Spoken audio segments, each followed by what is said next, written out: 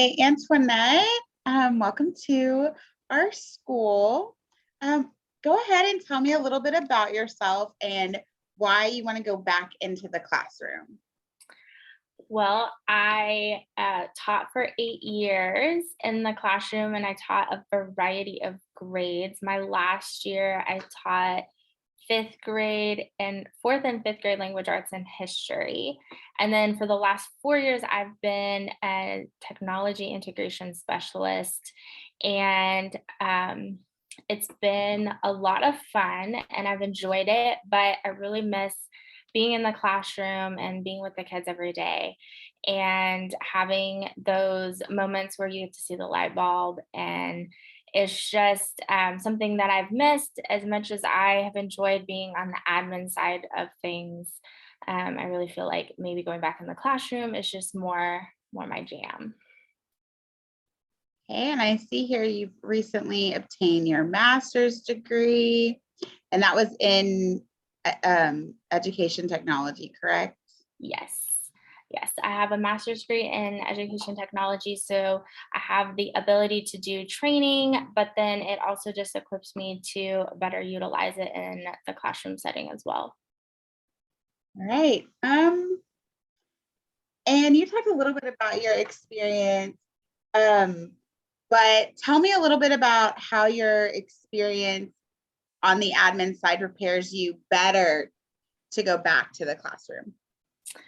I definitely, in my current role, I got the opportunity to kind of see the different facets of lesson planning and teaching. It also allowed me to keep up to date with what the current trends in the classroom are. So I've had the opportunity to work with teachers to do a more backwards design lesson planning, to start with the end in mind and then go towards the beginning of a lesson, as well as help guide teachers in how best to utilize that in their classroom. So I feel like going through that experience on the admin side really gave me an outlook as to how I would utilize it in a classroom. And how it would work really well with student learning. And because I got to work with a variety of grade levels, I kind of got to see this particular design of lessons from anything from kindergarten all the way through 12th grade. All right, so you've experienced in almost any grade level. What would be the top thing outside of teaching? We are really big on teacher involvement in clubs, organizations, athletics. What would probably be your top 3 places that you would want to be involved on campus outside of your classroom? I probably would get involved with fundraising. I've had lots of opportunity in the past to be in fundraising, anything from being like a gala chair to sitting on a committee doing galas. So I really enjoyed that. I also have experience coaching tennis. I did private lessons my first few years of teaching. So I would probably be interested in becoming a tennis coach or assistant tennis coach for boys or girls tennis. Um, I also have experience with being a volleyball coach. So I probably would also have a bent there, if not volleyball, maybe basketball, but definitely probably somewhere in the athletics since I definitely have experience helping with that.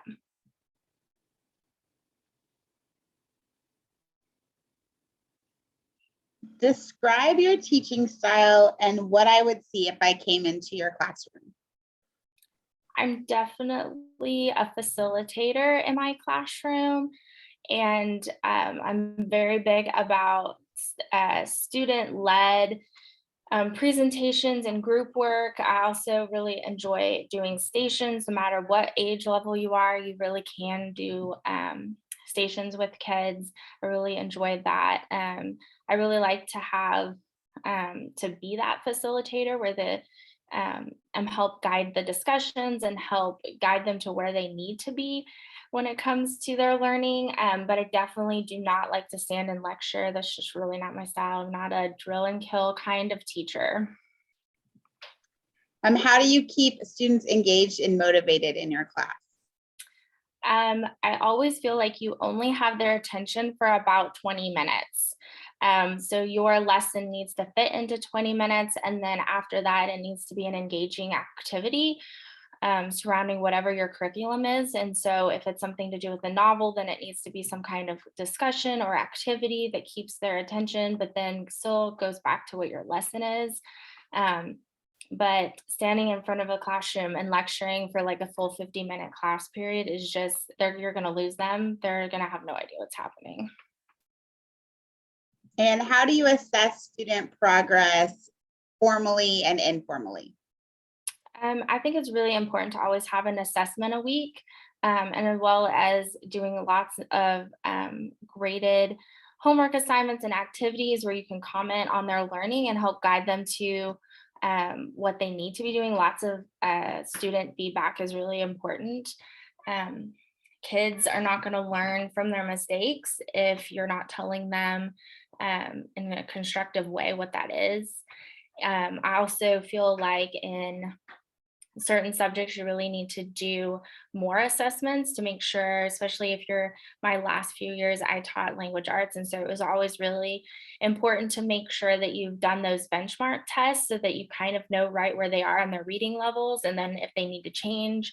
Otherwise, every student is different and you don't want to put them into their own little box. You need to make sure that you're on top of what is going on in the classroom and as they change and grow. Right. And what kind of small group activities are your favorite to do in the classroom? My last few years, I really liked guided reading.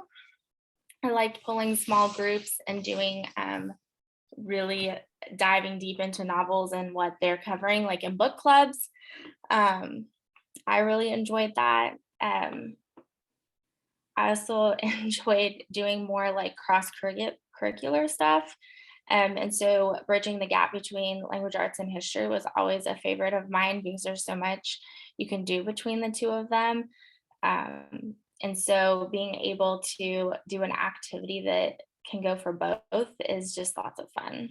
But working with kids in small groups really gets, it really allows you as a teacher to be able to understand where they're at, get to know your students. And it also lets the kids who are super quiet actually come out of their shells. How do you incorporate academic vocabulary into your lesson? I think it just needs to be kind of seamless while you're teaching. If you leave it out, it's sort of then they don't learn it. But I think it just needs to be seamless in what you're doing in your lesson. What are some examples of how you use critical writing in your classroom? Well, with writing, I always do a unit when I was teaching language arts and history. So I would do a unit when it would have to come with that. I also feel like free writing and time writes are really important. Um, it really builds their stamina for writing when you do it little bit by little bit every day. And it, especially if you give them a prompt that has to do with your unit, then it really allows them time to grow and you can give them that feedback on those timed writes. So I really think doing that type of writing every day is important. And what are the three most important things for student success in your classroom? Having having a safe environment to ask questions.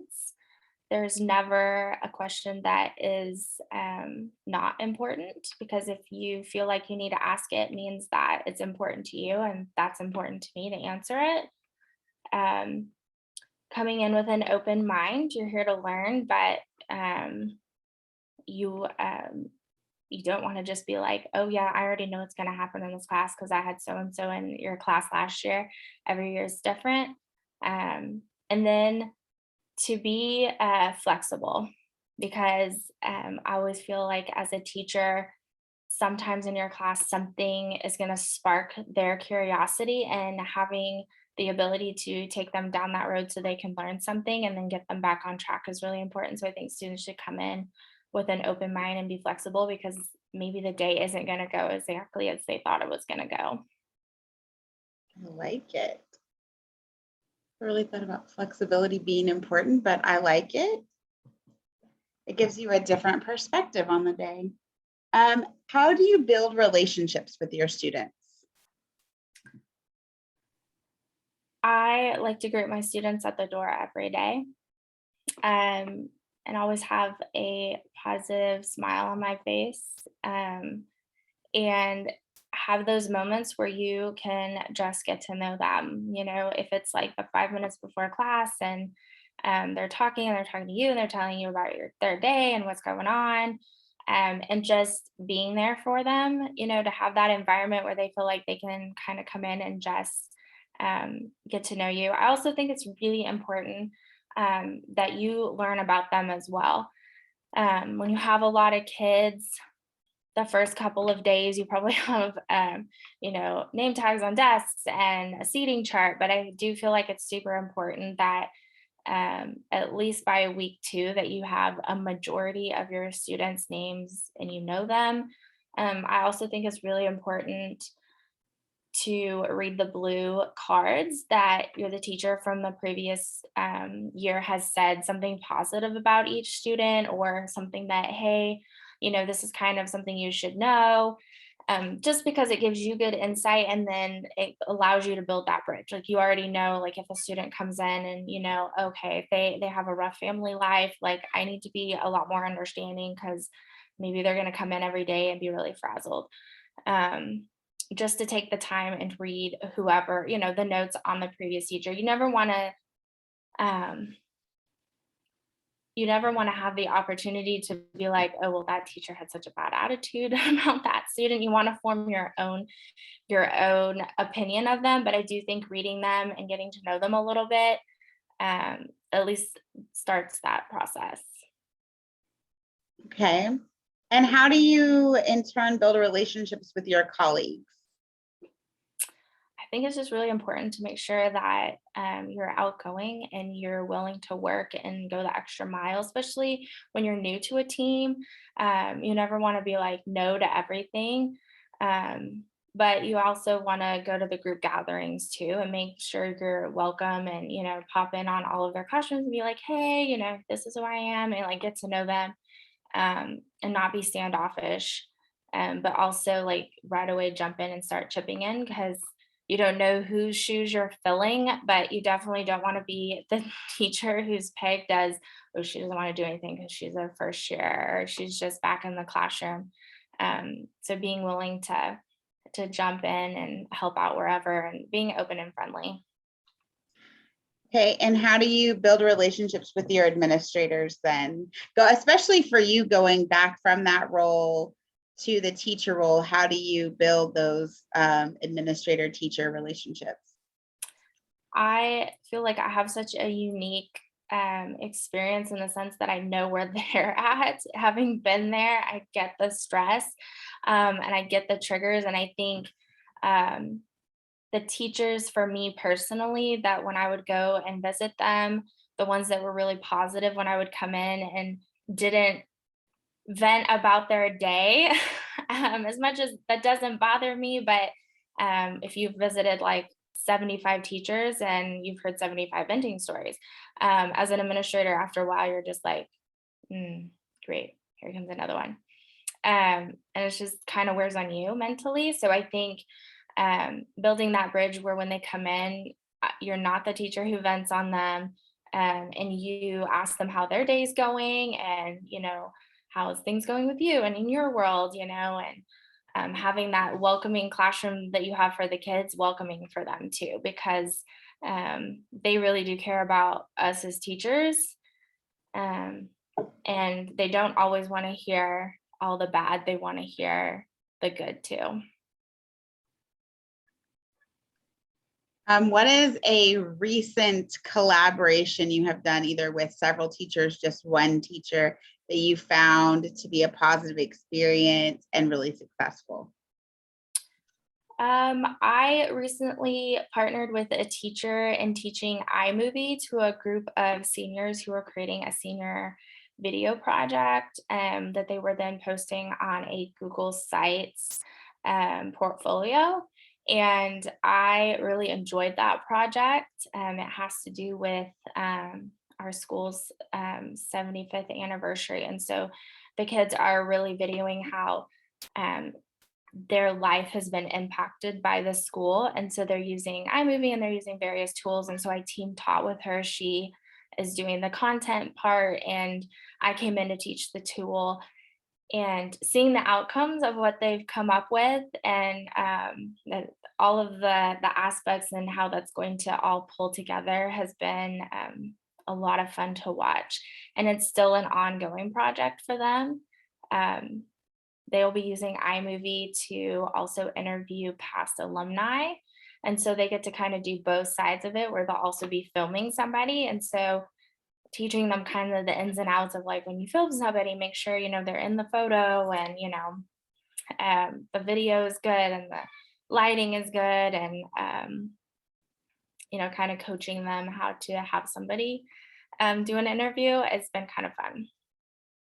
Awesome. Sounds like an interesting experience. Um, how do you stay current with your content knowledge, especially since you've been out of the classroom? How have you stayed current with what's going on in the content area? I attend quite a few professional developments throughout the year. Since I work with a variety of teachers right now, I also attend quite a few of their professional development pedagogy sessions that they have on campus, just so that I kind of have an idea of what they're being asked. But then I also attend several conferences myself outside of the school to keep up with what is current. I also do quite a few webinars myself to keep up with what's going on. Um, and then I do as many trainings as possible when it comes to specifics. Right now it's very specific about technology, so I do attend a lot of those. But I do try to keep up with what's going on, the latest trends, especially right now with the big push at my current school with the backwards design. I've attended quite a few outside of school trainings on how that works.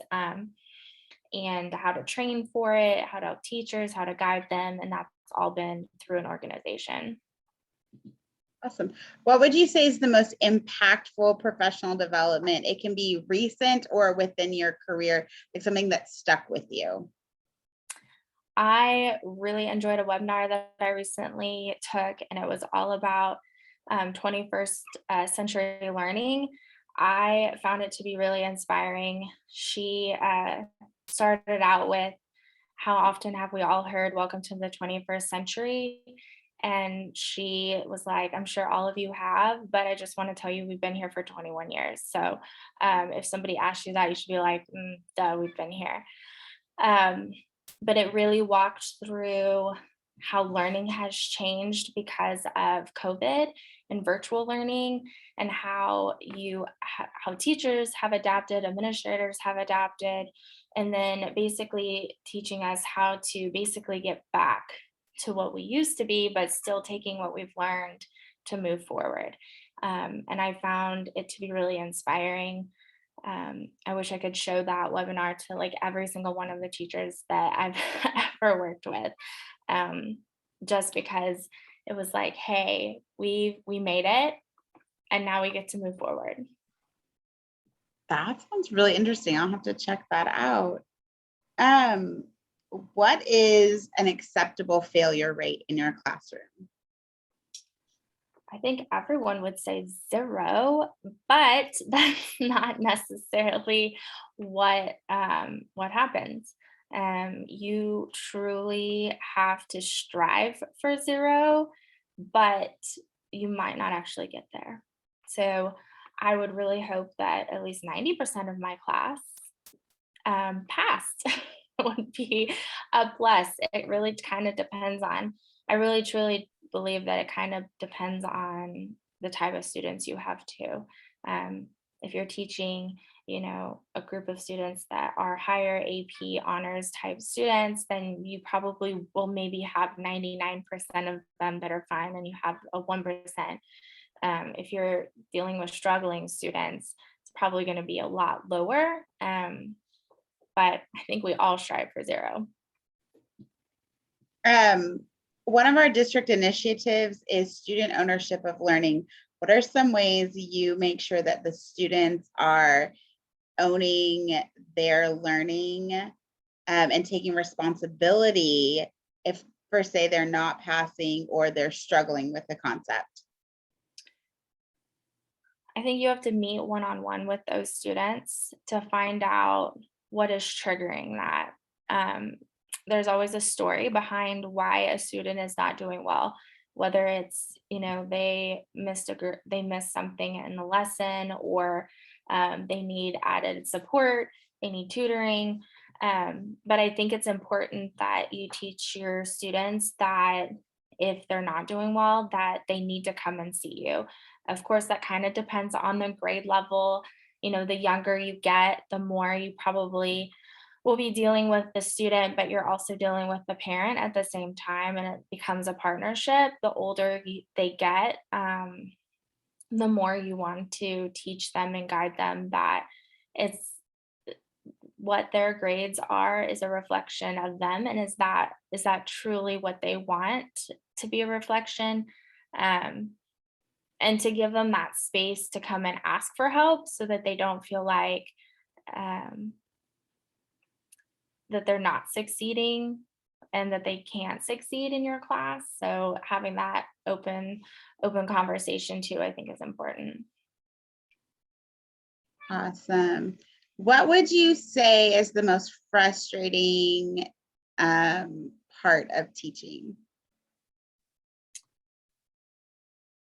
I think the most frustrating part sometimes is initiatives. If you have too many initiatives as a teacher, it becomes harder to teach.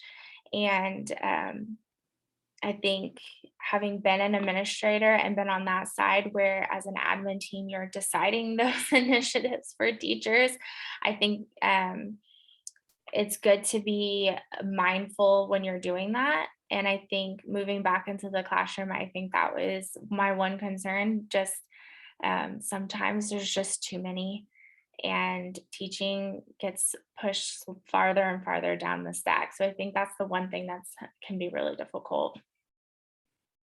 What would you say your biggest strength is as a teacher? I would say flexibility is my biggest strength. Um, I don't get rattled easily in a classroom. And I never, even though I may have a set lesson plan, it never truly bothers me if I end up off task or something. Like, if my lesson does not go the way I think it's going to go, and my kids got really curious about something and we went off on a tangent, I don't get stressed out about it. I just adapt and fit it in the next day. But always sticking to making sure that I meet what my school needs at the end, so that my kids are not behind. But being flexible, because things happen in the day. They just do. What would you say your biggest area for growth would be as a teacher? I think, having been an administrator for the last 4 years, I think my biggest weakness is I might have a learning curve coming back into the classroom.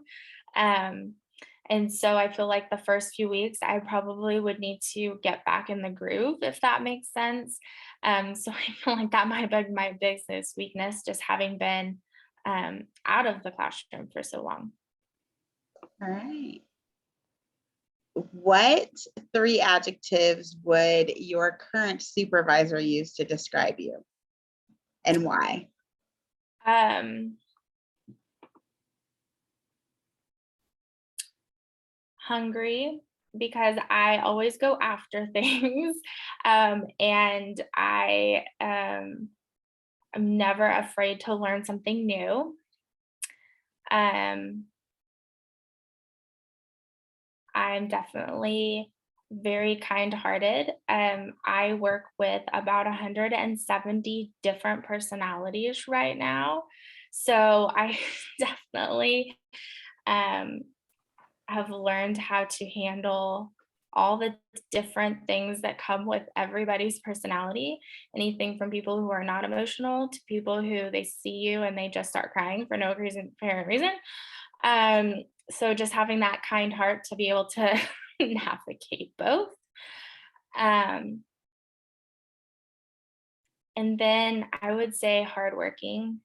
I right now handle quite a bit on my as my role, and so um, I have always. They would probably say I've never missed a deadline, which is absolutely accurate. Impressive. Um, in your classroom, how do you handle the difficult students who don't necessarily want to stay on task, no matter how many kind reminders we give them?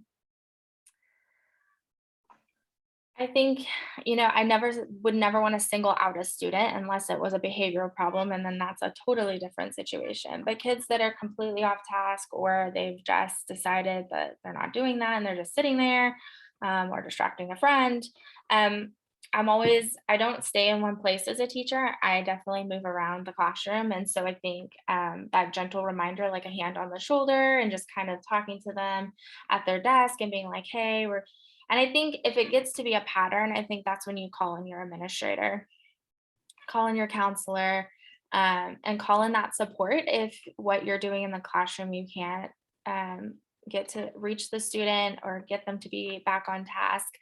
But I definitely think, however, just minimizing the distraction, whether that's just you pulling them aside after you're teaching and you just kind of um, try to guide them back to what they're doing. But like I said, roving around, the hand on the shoulder, just being there to guide them, like, hey, we're on this number, we're on this number. But never calling them out in class, always being kind of like there, but like on their level. Um, and sometimes you do have to call on administrators, especially if it escalates to a behavior problem. What would you say, or I guess, what questions do you have for me about the school? Well, I guess my questions would be um, what are you looking for when it comes to the ideal teacher for this role?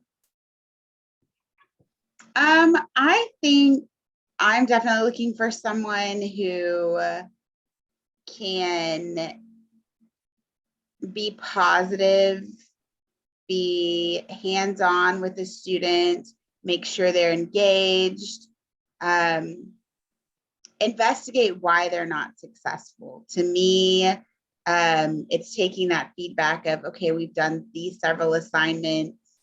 I'm not seeing progress in my students. What do I need to change? So having a teacher who's willing to dig into that and say, okay, what do we need to revamp before we read the next story?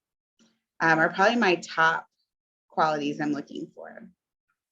That would make sense. What type of technology do your teachers currently use? Having come from a technology role, I love obviously technology in the classroom. And so, what type of technology does your teachers use? We currently have a 2-to-1 device for the Microsoft Surface, but our school board recently approved looking into Apple devices. So we could be making a transition as we move a little bit closer towards the 1-to-1 device. I definitely think we saw with our current learning needs with COVID that we definitely need to get more devices in the hands of our students so that they can be successful no matter where they're at.